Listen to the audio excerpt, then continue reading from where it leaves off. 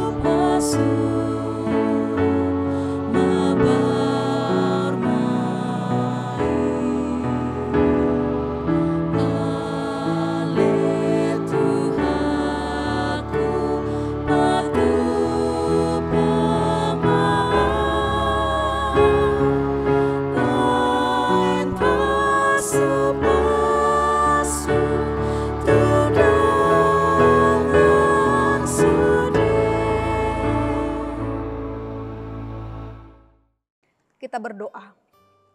Segala puji dan hormat hanya bagi-Mu ya Allah, Bapa kami yang kami sembah di dalam nama anak-Mu Tuhan Yesus Kristus, Juru Selamat kami yang hidup.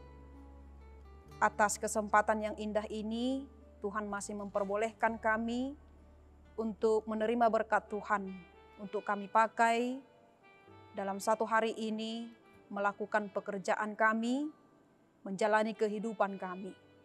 Kiranya melalui firman-Mu ini Tuhan, itulah yang menuntun kami untuk dapat selalu berjalan di jalan kehendak Tuhan dan melakukan sesuai dengan perintah-Mu. Hanya di dalam nama anak-Mu Tuhan Yesus Kristus kami berdoa. Amin. Bapak Ibu Saudara yang dikasihi oleh Tuhan, firman Tuhan hari ini untuk kita pada hari Kamis tanggal 4 November 2021 tertulis dalam Amsal pasal 11 ayat 17. Dikatakan demikian, orang yang murah hati berbuat baik kepada diri sendiri, tetapi orang yang kejam menyiksa badannya sendiri. Demikian firman Tuhan. Saudara yang dikasihi oleh Kristus, firman Tuhan hari ini sungguh mengubah paradigma kita mengenai perbuatan baik. Sesungguhnya karakter dan implementasi perbuatan baik itu ternyata memberikan dampak positif untuk diri kita sendiri. Dan bukan hanya untuk orang lain.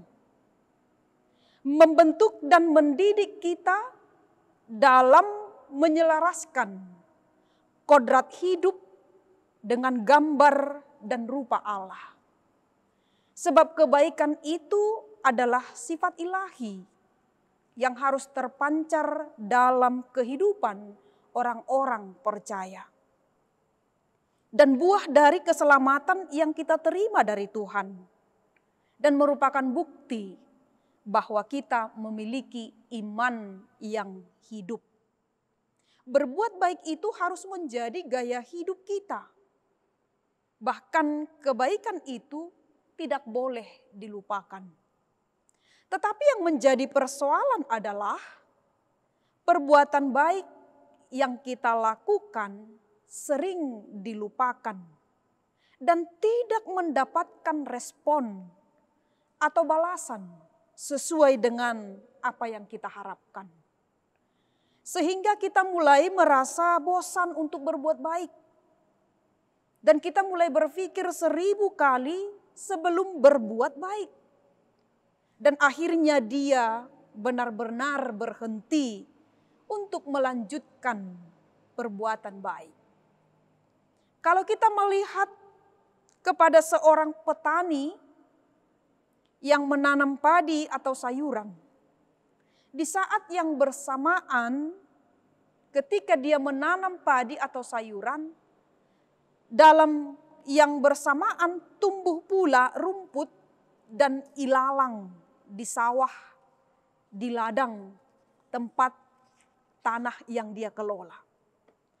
Namun andaikan petani itu menanam rumput, ia tidak akan pernah mendapati padi atau sayuran tumbuh di sana. Demikian pula dalam kehidupan kita, Bapak Ibu, Saudara yang dikasihi Tuhan.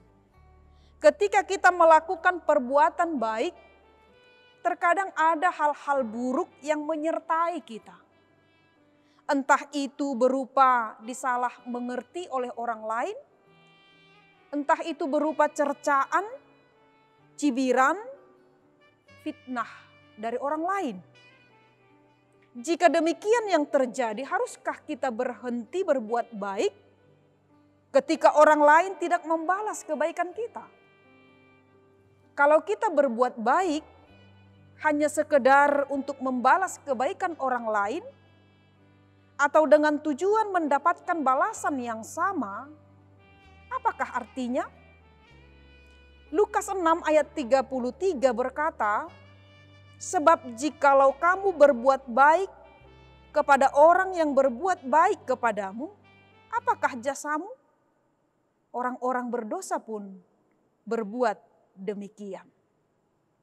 Bapak Ibu Saudara yang dikasihi Tuhan, janganlah kita berbuat baik karena suatu tendensi atau motivasi yang terselubung. Ingin mendapat pujian, maka upah kita pun hanya sebatas pujian tersebut saja. Seseorang yang hanya melihat ke dalam dirinya sendiri dan memperhatikan segala kebutuhannya saja, maka dia akan sulit untuk bermurah hati kepada sesamanya. Berkat yang Tuhan berikan kepada kita, itu bukanlah melulu hanya untuk memuaskan diri kita sendiri, melainkan untuk memberkati sesama juga. Nah, nas hari ini berkata bahwa orang yang murah hati itu sama artinya berbuat baik kepada dirinya sendiri. Orang yang bermurah hati adalah orang yang bersedia mengulurkan tangannya untuk membantu orang-orang yang membutuhkan pertolongannya tanpa merasa rugi. Sebaliknya, ia melakukan kebaikan itu dengan sukacita tanpa mengharapkan balasan pamrih. Tidak ada kata sia-sia bagi orang yang bermurah hati atau berbuat baik kepada orang lain. Amsal 19 ayat 17 berkata, siapa menaruh belas kasihan kepada orang yang lemah, memiutangi Tuhan yang akan membalas perbuatannya itu. Bagi orang yang tidak mau melakukan kebaikan dalam hati dan hidupnya, sesungguhnya dikatakan dia sedang menyiksa dirinya sendiri, mengarahkan dirinya kepada kerusakan karakter dirinya di luar pengajaran dan jalur Allah, dan menghancurkan karakter-karakter baik yang telah ditanamkan oleh Allah di dalam dirinya. Oleh karena itu Bapak Ibu Saudara yang dikasihi Tuhan, manakah yang akan kita pilih? Melakukan kebaikan, bermurah hati, atau menjadi orang yang kejam? Jangan berhenti melakukan kebaikan. Bermurah hati, itulah yang diinginkan oleh Tuhan. Dan jangan sampai kebaikan, kemurahan hati kita itu hilang tertiup angin. Kebaikan kita terhadap orang lain adalah kebaikan terhadap diri kita sendiri juga. Amin, kita berdoa. Terima kasih ya Allah, Bapa Tuhan kami. bentuklah hidup kami dan hati kami menjadi orang-orang yang mau melakukan kebaikan, walaupun kebaikan kami sering kami terima tidak sesuai dengan apa yang kami hendaki. Dan juga bentuk hati kami Tuhan, agar kami menjadi orang yang murah hati, yang mau melihat apa yang dirasakan oleh orang-orang yang ada di sekitar kami, dan juga kami mampu mengasihi dan menolong mereka dalam setiap kesusahannya. Melalui perbuatan kami, tindakan kami, melalui sikap kami, kiranya itu boleh menjadi berkat bagi mereka. Kami yakin dan percaya Tuhan, bahwa Roh-Mu yang selalu berdiam dalam hati kami akan memampukan kami, mengajari kami untuk melakukan semua kehendak-Mu di dalam hidup kami. Terima kasih Tuhan, kami serahkan segala pekerjaan kami dan hidup kami dalam satu hari ini.